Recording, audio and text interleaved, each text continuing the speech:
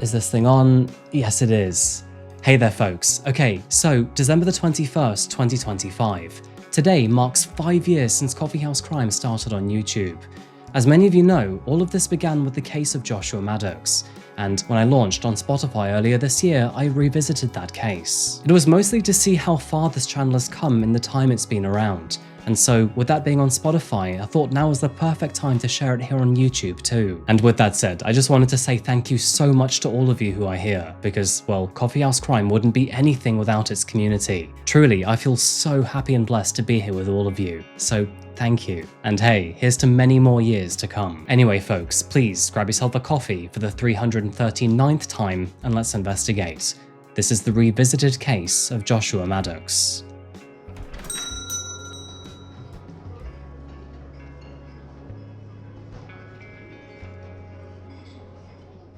In the quiet mountain town of Woodland Park, Colorado, a family's search for their missing son dragged on for years without answers. Joshua Maddux was only 18 years old when he left his home on a spring morning in 2008. He told his sister that he was going for a walk. However, after that, he vanished. No phone calls, no sightings, and no trace left behind. A few days later, he was reported as missing to police officers. But their efforts were futile, and for 7 grueling long years, the Maddux family were left with nothing short of a nightmare. It was in the year 2015 that a gruesome discovery in a cabin only 1 mile from the family home suddenly shattered that silence. You see, several contractors were busy tearing down an abandoned cabin when, all of a sudden, they stumbled upon something inside of the chimney. It was the mummified remains of a human body, unnaturally positioned and wedged deep into the brick. Those remains were eventually identified to belong to Joshua, and although he had now finally been found, it was in one of the strangest and most haunting ways imaginable. Despite the discovery, many questions surrounding his death still remained. For example, what precisely happened to Joshua Maddux on the day that he walked out? What did the clues leave behind? And was this a tragic accident? Or was someone else involved for nefarious reasons? Welcome to Colorado Springs, folks. Nestled at the foot of the Rocky Mountains, it's home to breathtaking peaks, endless hiking trails, and a community that thrives on nature's doorstep. Tourists come here for the Garden of the Gods, military families for the nearby Air Force Academy, and dreamers for the crisp mountain air that promises a better life. It has to be good, right? I mean, it does look tempting, if I'm honest. Even I was considering moving there a few years ago. However, beneath that scenic facade, Colorado Springs has long held a darker reputation. With its rather rapid growth, the city has struggled with crime rates that are higher than the national average, and especially when it comes to violent crime. Methamphetamine has left deep scars on local communities, often targeting those suffering with mental health issues, while gang activity and drug trafficking have threaded themselves deep into the city. Even its geography plays a sinister role here. The dense forests and vast wilderness surrounding Colorado Springs have hidden more than a few bodies over the recent years, and investigators will always tell you that it is a rather convenient place to disappear, whether that's by choice or even by force. And it doesn't end there either, because some of the country's most unsettling crimes have happened here, from serial killers to unsolved mysteries that still haunt investigators today. Speaking of which, today we're traveling 25 miles northwest of Colorado Springs to a small town called Woodland Park. Founded in 1887, it's home to about 8,000 residents. And with it being found deep in the forests and mountains, it is beautiful in its own right, yet mysterious all the same. And it's here that you could find Joshua Maddux and his family.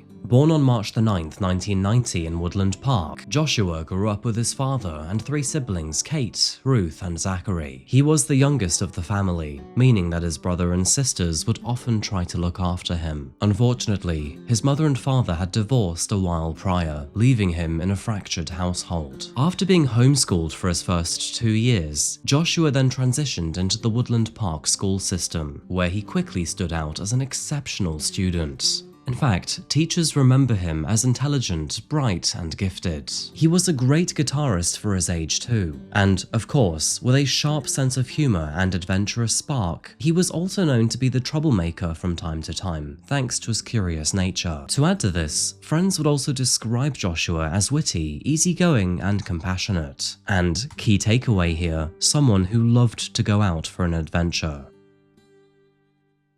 Now, Joshua loved the Colorado wilderness, and to be honest, he wasn't afraid to spend a night or two under the stars, which did mean that, from time to time, he would disappear for a couple of days. This elusiveness was a bad habit that both of his parents hadn't quite grappled yet. But then again, in a place like Woodland Park, what could possibly go wrong? It also appeared that Joshua had carried a certain resilience about him too, formed out of tragedy, because sadly, only 2 years prior in 2006, his older brother Zachary had taken his own life.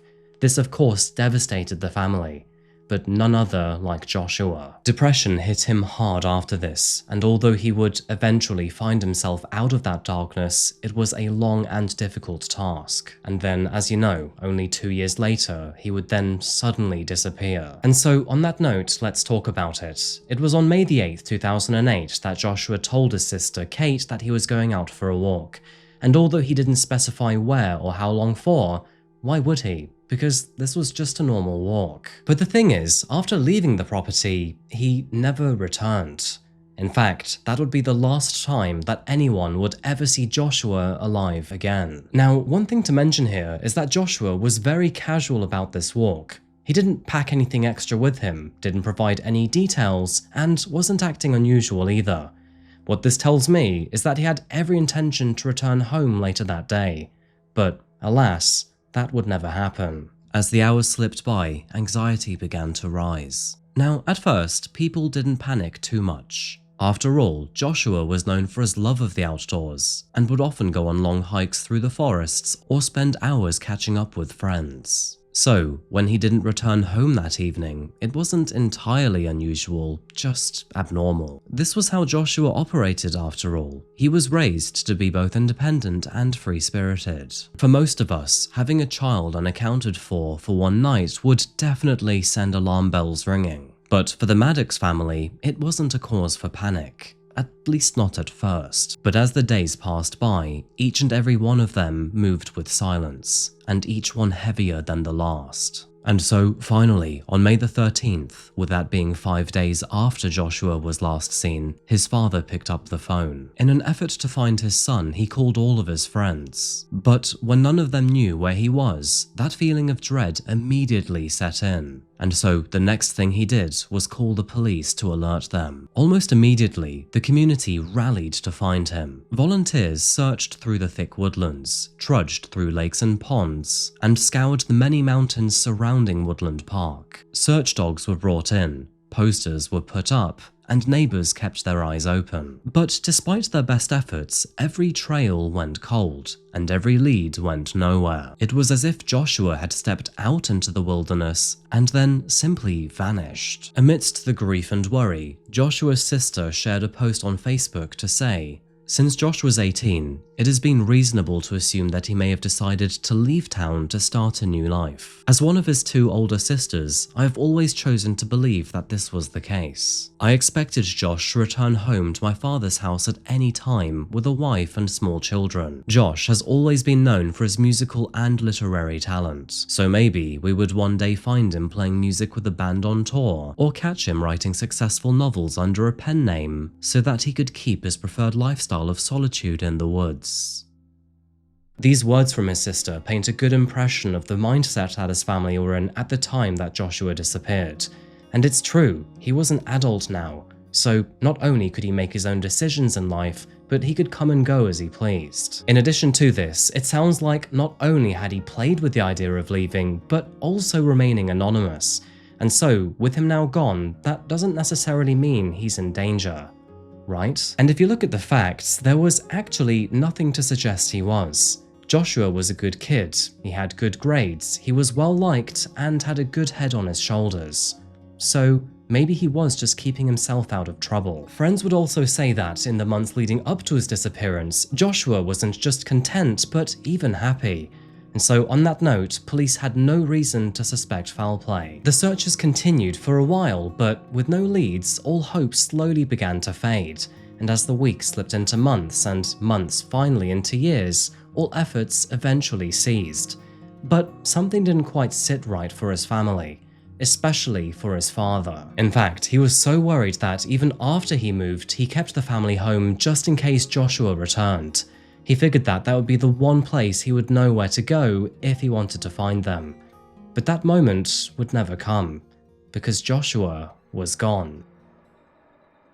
Fast forward 7 years, and on Friday, August the 12th, 2015, at around 2:30 in the afternoon, Woodland Park police were called to a property on Meadowlark Lane. Now, as it turns out, Meadowlark Lane wasn't far at all from Joshua's old family home. In fact, it was only a mile down the road. The property belonged to a 79-year-old man named Chuck Murphy, who, at the time, was president of Murphy Constructors. The cabin had been in his family for multiple decades, originally purchased by his parents on what was once part of the notorious Thunderhead Ranch, a place known for illegal gambling, bootlegging, and wild parties. Now, Chuck's brother had lived in the cabin for more than 30 years before eventually it became a rental, and once that had served its purpose, the property sat empty from 2004 through to 2015, falling into disrepair in the process. Every once in a while, Chuck would check on the property just to make sure that everything was in order, and although no major damage was noted, the place did get broken into on multiple occasions. By the year 2015, the cabin was finally ready to go. The land was being cleared for a new development which would create 32 family homes in the area, and with this cabin being part of that zone, well, it was basically set to be demolished for a good price. However, this is where things fell apart and the mystery of Joshua Maddux deepened, because during the demolition phase, something horrific was discovered. As demolition crews tore the cabin apart, one worker peered into the half-demolished chimney, and that is when he froze, because wedged just above the lounge's fireplace, and in a fetal position about 1 meter off the ground, lay the mummified human remains of a man. It is noted that the body was rigid, dark, and contorted in a rather disturbing posture, with the knees pulled tight above the head and one hand raised towards the face. The legs, which were now stripped of flesh, had come loose from the torso, and possibly the most unsettling detail of all is that the victim was almost naked, wearing nothing but a thermal shirt. The cabin had been silent for over a decade, but now, well, it seemed to be holding a secret that was simply too grim to ignore. When asked what the cabin was like before demolition, Chuck said, "The place was damp and it smelled like hell. There was raccoon poop all over the place, and we really had no reason to go in there except to tear the building down." Now, at first, officers had no idea who the body belonged to. I mean, I'm sure a couple of them had a hunch, but none of them could be sure. So, their first step was to check local databases and compare the body against all missing people in the area. And of course, that list included Joshua Maddux. And their answer would come pretty quickly after that, because after checking dental records, they realized that Joshua's was a match. And if that wasn't enough already, they were able to confirm this for a second time when they realized that both the body and Joshua had the same joint missing from their index finger, which means that, after 7 long years, Joshua had finally been found. And in some sort of cruel twist, it wasn't even a mile away from his family's home. Honestly, it's a thought just as tragic as it is haunting. For several years, friends and family had searched the area hoping for a clue. Meanwhile, Josh's body lay hidden just behind a chimney wall. In fact, when you look at Google Street View images taken during that time, it is eerie to know that his remains were right there, but just out of sight. And obviously, this is the reason why the case of Joshua Maddux would eventually become known as the story of the boy in the chimney. So, although this discovery brought closure to the question as to where he was, it didn't quite explain how he got there, why he was in that position, or what exactly happened in that cabin. And as it turns out, the deeper that you look into this story, the stranger it becomes. So, let's take a closer look. So, let's start with Joshua's autopsy. When toxicology reports came back, they noted no trace of drugs or alcohol in his system. His body also showed no evidence of trauma, no broken bones, no stab wounds, and no bullets. So, in short, on paper, there was nothing to suggest foul play. With that in mind, the coroner, Al Bourne, officially ruled Joshua's death as accidental, suggesting that he had most likely become trapped after falling down the chimney before then suffering from hypothermia. He also said that Joshua's death was not immediate. Instead, he likely endured a slow, agonizing end, either from, as we mentioned, hypothermia, caused by the mountain's frozen air around him, or alternatively from dehydration as the days ticked by in silence. So, at least from the coroner's perspective, a sad but resolved case, right? Well, the story does seem to be straightforward enough. Joshua went exploring that day, climbed onto the roof of a cabin barely 1 mile from his home, tried to slip in through the chimney,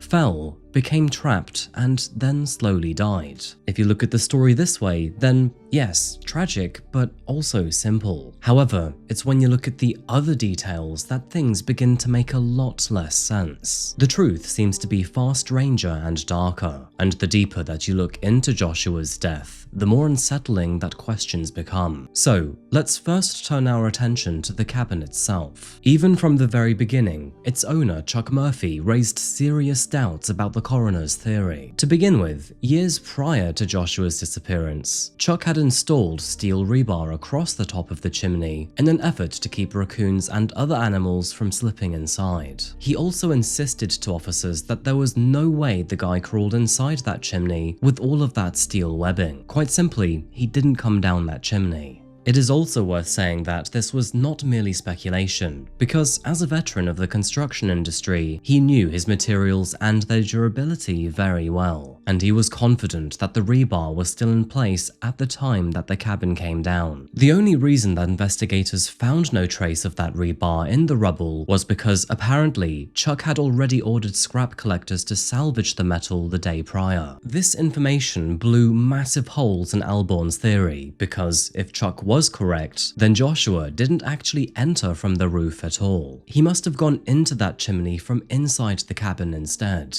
If that wasn't enough already, the scene found inside of the cabin only raised more questions too. You see, Joshua was found to be wearing only a thermal shirt, and if you're wondering where the rest of his clothes were, well, they were inside of the cabin. It is worth highlighting that reports differ on whether the clothes were neatly folded or simply left scattered on the floor. But either way, it strongly suggests that he had been in the cabin before ending up in that chimney. And this is where things get even more puzzling. Before the demolition even began, Chuck noticed something quite strange inside the cabin. The breakfast bar had been torn from the kitchen wall and dragged in front of the fireplace, almost as if it was in an effort to block or conceal the chimney entirely. And the bar itself was no small piece of furniture either. In an interview, Chuck even confirmed that it was 10 feet wide and 4 feet tall, which is probably far too heavy for Joshua to have easily moved on his own. Quite understandably, this raises some rather unsettling questions. For example, did Joshua somehow manage to shift the breakfast bar by himself? Or was this deliberately placed there by someone who was trying to conceal him? Another potential theory is that maybe it was just moved there by a squatter who was simply moving things around the cabin while trying to keep warm. In that case, it would have been very creepy to know that a body was just meters away behind a wall. And the truth is that if Joshua had entered the chimney from inside of the cabin, then these are technically the only 3 options. Either he moved the bar himself, someone moved the bar to try to conceal him, or someone moved the bar without any knowledge that he was inside.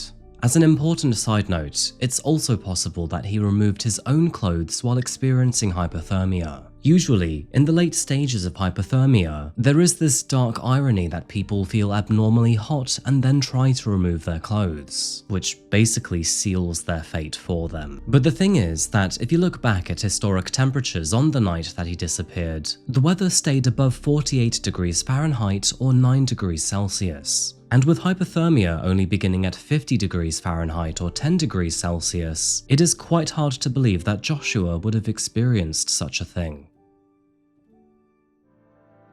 And as it turns out, the deeper that you look into this story, well, let's just say the stranger it becomes. Only 3 days after ruling Joshua's death as accidental, the coroner quietly reopened the case. But once again, after all evaluations were made, the conclusion was the same: an accident and nothing more. However, while all of this was going on, the police were actually taking dozens of phone calls. This included tips and even potential names, including someone who had allegedly bragged about murdering Joshua. And the person that I'd like to focus on here is a man named Andy Newman. Now, Andy was only a few years older than Joshua, and also a familiar face from Woodland Park High School. However, unlike Joshua, let's just say that Andy's reputation was far from great. Those who knew him described him as volatile, erratic, and sometimes even violent. And not only did he disappear around the same time as Joshua did, but he would go on to have quite the impressive criminal record. A couple of years after leaving Colorado, Andy would eventually resurface in New Mexico, and then in 2012, police discovered that he had murdered a friend of his with a knife before fleeing the state. He was later caught and then convicted of first-degree murder and then sentenced to life behind bars. Apparently, he was even accused of murdering another person only a year prior to. So this alone was enough to spark new theories that maybe Andy was responsible in Joshua's death. I mean, he had a motive, a means, and history with the area too. And if that wasn't enough already, it is also reported that Josh and Andy had allegedly been spending time together in the months before the two of them had disappeared. And so it is no surprise to learn that many people believe that maybe Andy was the one to force him in that chimney. It is also worth highlighting here that his other offenses include grand theft, battery, drunkenness, and attacking a police officer. Now, officially, there is no evidence linking Andy to Joshua's death. Not only do records place him elsewhere at the time of Joshua's disappearance, but police never named him as a potential suspect either. And simultaneously, the coroner still believes that Joshua's death was an accident. At the time of producing my first video and even this one, Andy still remains behind bars. And if his record is anything to go by, that is precisely where he belongs. In fact, as recently as March of 2019, he made headlines once again when he assaulted a detention officer.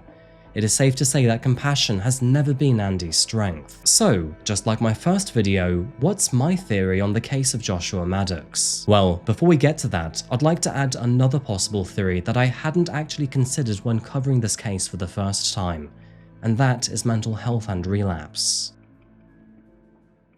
From everything that has been publicly reported, there is no indication that Joshua had any diagnosed mental health issues. In fact, most reports consistently stress that he was doing extraordinarily well, and not only did he have a good group of friends around him, but he wasn't in any sort of trouble either. However, in these mystery cases, it is really important that we cover every single angle, and there are two potential indicators to suggest that he may have been under some sort of relapse at the time of his death. For example, Joshua was found almost entirely naked, and while this could suggest murder through sexual foul play, it could also suggest something different. During certain types of mental health crises, people do often remove their clothes, for reasons including psychosis, severe mania, confusion, or neurological or substance-related issues. So, could Joshua have been going through something? Technically, it's possible. So, what do I really think happened to Joshua Maddux? Well, after weighing all of the evidence that I have, and even sitting on it for 4.5 years, I still lean heavily towards murder. I mean, yes, there is a slim possibility that Joshua had an accident or some sort of mental relapse which led him into that chimney. However, when you take a step back and look at the bigger picture, the more plausible explanation is that he crossed paths with the wrong person at the wrong time in the wrong place. I mean, look, put quite bluntly, I simply cannot see why Joshua would decide to be half naked inside a chimney in an abandoned cabin only a mile away from his family's home, either willingly or just for fun. And so, on that note, I think either someone or something must have put him there, whether he was lured inside, forced against his will, or placed there after he had died. The autopsy and toxicological reports reported no knife wounds, no bullets, and no broken bones. However, the condition of his body after 7 years left countless possibilities open. most notably strangulation. And to be clear here, this does not automatically mean that Andrew Newman is to blame. I mean, sure, he might be a potential suspect, but he is only one person among several theories. Tragically, with the cabin being demolished shortly after Joshua's discovery and his body being cremated, it is very unlikely that we will ever find out what really happened to him. If Joshua really were murdered, then I guess the only real closure we will ever receive is if his killer eventually comes forward. But the likelihood is pretty small. And I guess with that said, those are my thoughts on the case of Joshua Maddux for the second time. So to those of you who have seen the first version of this video, you'll realize that I've actually added some extra details to this one. But the one thing I'd like to talk about before playing that video is how this case shaped Coffeehouse crime. The story of Joshua Maddux and the mystery behind his disappearance is the one that really ignited my interest to start this channel.